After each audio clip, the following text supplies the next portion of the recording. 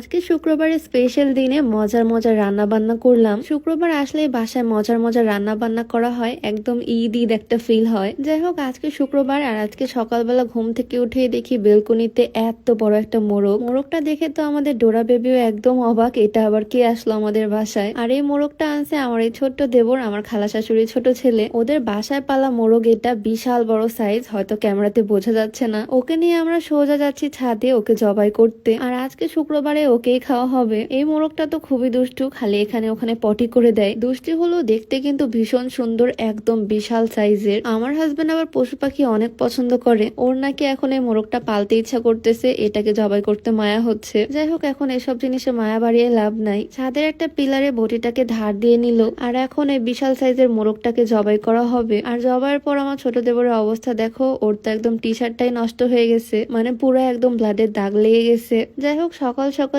এটাকে একদম পরিষ্কার করে রেডি করতে হবে, তাই বাসায় নিয়ে চলে আসলো। আর এটার পালক সবকিছু আমার হাজবেন্ড পরিষ্কার করবে, ও আমার কাজে অনেক বেশি হেল্প করে। রান্না বান্না আমি করব, বাট এগুলো প্রিপেয়ার ও করে দিচ্ছে। বিশাল সাইজের একটা চিকেন, একটু আগে ঘুরঘুর করতেছিল, আর এখন ওর একদম টুকরা টুকরা পিস পিস হয়ে গেছে। এটাকে এখন রান্না করব। জাস্ট দেখো লেগ পিসটা কি বিশাল। তো কাটাকুটি সব ডান, এখন রান্না করার পালা। আর শুধু মাংস না, আজকে বাসায় আরো অনেক কিছুই রান্না করব। তার আগে আমি বলে রাখি, তোমরা যারা লম্বা হতে চাও, তোমরা চাইলে এই প্রিমিয়াম হাইটেক্স ফর্মুলা প্রোডাক্টটা ট্রাই করতে পারো। এটা বাংলাদেশের বিএসটিএ কর্তৃক অনুমোদিত আর পরীক্ষিত হয়। এটাতে কোনো রকমের সাইড ইফেক্টের ভয় নাই। এই প্রোডাক্টটা হাড়ের শক্তি বৃদ্ধি করে, আর হাড়ের বৃদ্ধির মাধ্যমে মূলত উচ্চতা বৃদ্ধি করে। ছেলে মেয়ে যে কেউ এই প্রোডাক্টটা খেতে পারবে। আর এটা তোমরা পেয়ে যাচ্ছ অর্গানিক শপ 0.2 ফেসবুক পেজ থেকে। তাদের পেজটা আমার ডেসক্রিপশনে মেনশন করে দেওয়া থাকবে, চাইলে ভিজিট করে আসতে পারো। যাই হোক, এদিকে আমি রান্না বান্নাও শুরু করে দিলাম। মুরগিটা যেহেতু একদম দেশি মুরগি, মানে বাসায় পালা মুরগি, তাই এটার টেস্টটাই হবে অন্যরকম। আর আমি আজকে অনেক সুন্দর করে রান্না বান্না করব। গুঁড়া মশলা, বাটা মশলা সবকিছু দিয়ে সুন্দর করে মশলা কষিয়ে নিলাম, আর তার মধ্যে দিয়ে দিচ্ছি চুই ঝাল। আমাদের বাসায় যে কোনো মাংস রান্না করা হলে এখন চুই ঝালটা ব্যবহার করা হয়, কারণ সবাই অনেক পছন্দ করে চুই ঝালের ফ্লেভারটা। এখন হাঁসের মাংস, গরুর মাংস বা এরকম মুরগি যাই রান্না করা হয় তার মধ্যে চুই ঝাল দিয়ে আমি চুই ঝাল সহ পুরো মশলাটাকে সুন্দর করে কষিয়ে নিচ্ছি। আমার আম্মু বলে মশলা কষানোর মধ্যে নাকি সব টেস্ট, সুন্দর করে মশলাটাকে কষাতে পারলে নাকি রান্না এমনিতেই ভালো হয়। তো আমি সুন্দর করে মশলাগুলোকে কষিয়ে মাংসের টুকরাগুলোকে দিয়ে দিচ্ছি, একদম সুন্দর করে রান্না করে নিব। মাংস দেখতে একদম মনে হচ্ছে হাঁসের মাংস।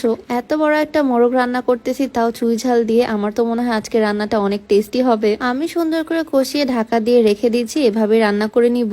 একটু ঝোলঝোল করে রান্না করব, তাই এটার মধ্যে আলু দিয়ে নিব। আলুটাকে আগে সুন্দর করে ভেজে নিচ্ছি, পিস পিস করে কেটে একটু হলুদের গুঁড়া আর একটু লবণ দিয়ে ভালোভাবে আলুগুলোকে ভেজে নিব। লেয়ার মুরগি বা দেশি মুরগির তরকারিতে আলু ছাড়া আমার ভালো লাগে না। আজকে জুম্মার দিন, নামাজ থেকে এসে আমার হাজবেন্ড খাওয়া দাওয়া করবে, সেই জন্য একটু বেশি তাড়াহুড়া করতেছি। মাংসটা সুন্দর করে কষিয়ে নিয়ে তার মধ্যে ভেজে রাখা আলুগুলো দিয়ে দিচ্ছি। সারা সপ্তাহ আসলে যাই হোক, শুক্রবার দিন মজার মজার রান্না বান্না তো করতেই হবে। আজকে শুক্রবার দিন গরুর মাংস বা হাঁসের মাংস রান্না না করে বড় সাইজের মোরগ রান্না করতেছি। মাংসটা প্রায় হওয়ার মধ্যে, আর এদিকে আমি পটল কেটে তার মধ্যে একটু লবণ, একটু মরিচের গুঁড়া, একটু হলুদের গুঁড়া দিয়ে নিচ্ছি। পটলগুলোকে সুন্দর করে ভেজে নিব। আসলে ঝোলের তরকারি যতই মজার হোক না কেন, সাথে একটু ভাজি ভর্তা না থাকলে ভালো লাগে না। মজার মাংস রান্না হলো একটু বেগুন ভাজি বা পটল ভাজি করলে বেশ ভালোই লাগে খেতে। আর এভাবে পটল ভাজি আমাদের বাসায় সবাই অনেক পছন্দ করে। দুই সাইড থেকে একটু একটু করে কেটে নেওয়া হয়েছে, আর তারপর মশলা মাখিয়ে তেলের মধ্যে ভেজে নেওয়া হবে। চেপে চেপে ভাজতে হবে এটা। পটল চিকন চিকন করে কেটেও ভাজি করা যায়, সেভাবেও ভাল লাগে, বাট এইভাবে গোটা গোটা ভাজি করলে খেতে একটু বেশি মজা লাগে। তো উল্টে পাল্টে এটাকে ভেজে নিচ্ছি। আর ওইদিকে আমাদের মাংসের তরকারিও একদম হওয়ার মধ্যেই।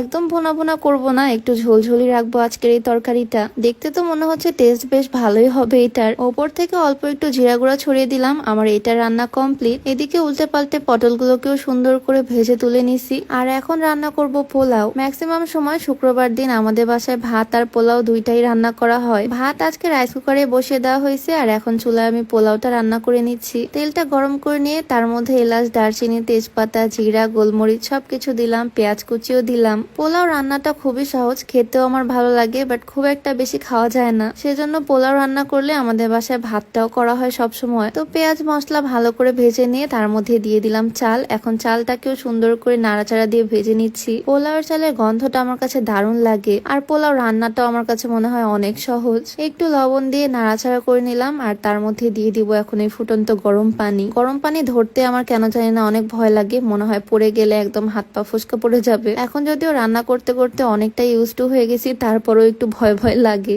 যাই হোক, গরম পানি দেওয়ার পরও ভালো করে নাড়াচাড়া দিয়ে এখন ঢেকে দিলাম, পোলাওটা রেডি হয়ে যাবে। একদম ঝরঝরে সুন্দর একটা পোলাও রান্না হয়ে গেল। রান্না করতে করতে খাওয়ার সময়ও হয়ে গেছে। আমি ফার্স্টে এই বিশাল লেগ পিসটা দিয়ে আমার হাজবেন্ডের জন্য একটা প্লেট সাজিয়ে দিলাম, আর সাথে আমার ছোট দেবরও বসতে খাওয়া দাওয়া করতে। ওরা দুজনে আমার হাতে রান্না অনেক পছন্দ করে, আর আজকের খাবারগুলো মজা করেই খাচ্ছে। ওই যে বললাম না, শুক্রবার মানে মজার মজার রান্না বান্না, খাওয়া দাওয়া আর বিকাল হলে ঘুরতে বের হওয়া। তো আজকে আমার শুক্রবারটা এভাবে রান্না বান্না করতে করতেই কাটলো। তোমাদের কেমন কাটলো অবশ্যই কমেন্টে জানিও। তো আজকে ভিডিওটা এখানে শেষ করছি। সবাই ভালো থাকো, দেখা হয়ে যাবে নতুন কোনো ভিডিওতে। সবাইকে আল্লাহ হাফেজ।